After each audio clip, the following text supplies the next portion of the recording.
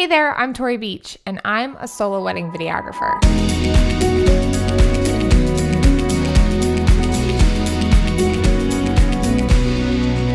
Now that the wedding is over, it's time to start editing. So I wanted to go ahead and walk you through sort of my process and my timeline for the editing. So one of the things that I always tell my brides is that they will see their wedding film within 50 days of the wedding. It gives me plenty of time to be able to go through my footage and to take my time in the editing and not rush anything, but also it doesn't make it so that I feel like I can keep putting it off until I have more time or until I feel ready. Having that deadline of 50 days really pushes me to get on it and to start working on it. And quite honestly, having those memories fresh in mind are so valuable to me that I would rather get it done in 50 days instead of trying to push it out for 6 months. One thing that I like to do when I get all my footage from the day is I like to organize it. And this just helps me to know where things are, especially if I'm looking for a specific shot or a specific set of shots. This way I'm not going back through all my footage and trying to find it. So I bring in all my footage and anything that has audio with it, like the ceremony or any speeches that were given, I go ahead and sync up the audio that was recorded with the footage that I captured and get those into separate sequences so that they're all ready to go for me to cut. So the next thing that I do is I create a sequence that I put all of the culled footage into. And this is just how I do it. It's helpful for me to have it all in one place instead of opening up multiple sequences or having multiple bins of clips. And then I organize my shots in simple ways, things like girls getting ready, guys getting ready, and I name them with markers. So in Premiere, which I use, I am able to actually mark a whole section of clips. And so this way I can kind of just scroll through the timeline and look at those markers and go, oh, okay, here are my flower shots. Grab all the flower shots and then throw them into the section of the highlight film that I need to. One really important thing that I always do, I edit the ceremony first. After I've culled all the footage, the first thing that I do is I edit the ceremony.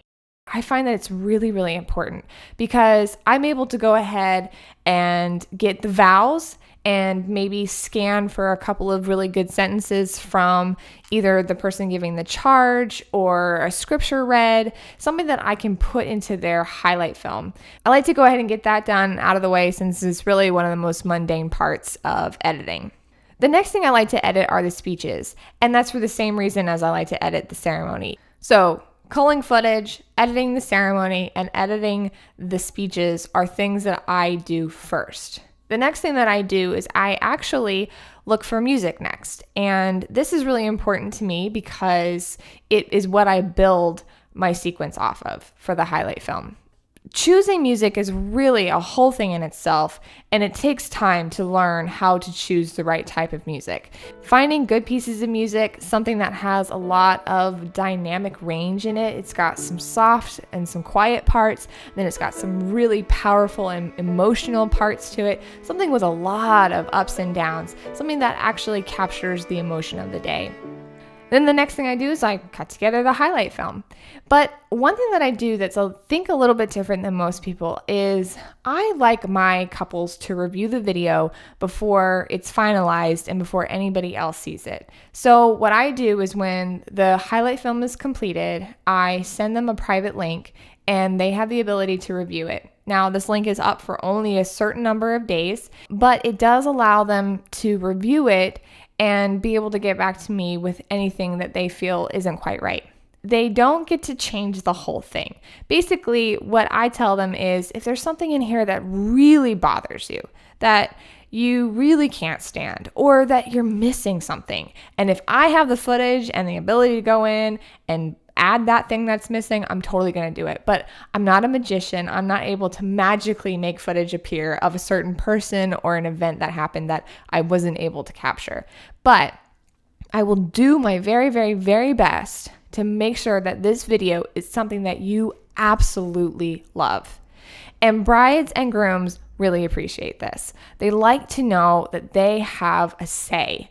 So being able to give this to my bride and groom is really important for me. It's just something I really like to do. A lot of people don't do it, and I know the reasons why, and that is it's really scary because you don't want them to come back and go, I hate the whole thing, I want you to change it. Now, of course, I've got stuff in my contract where they can't actually ask that of me, but I will do what I can to make it absolutely perfect for them.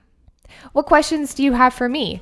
Do you have a suggestion for a future video? If so, please feel free to leave all comments and suggestions in the comment section below. Thanks so much.